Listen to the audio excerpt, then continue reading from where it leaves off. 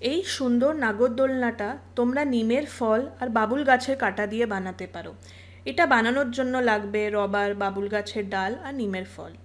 সবচেয়ে প্রথমে রবারের উপরে বাবুল গাছের ডালটাকে দাঁড় করাও। তার মাথার উপরে বাবুল গাছের কাঁটা লাগিয়ে নাও।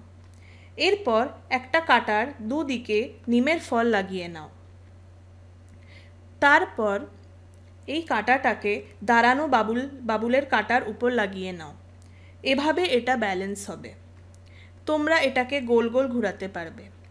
এভাবে অনেকগুলো কাঁটা বানিয়ে নাও আর ওগুলোকে এক এক করে লাগাও। ওটা ব্যালেন্স হয়ে যাবে। বাঁ দিকে আরও দুটো কাঁটা লাগাও। এভাবে ব্যালেন্সটা বাঁ দিকে শিফট হবে।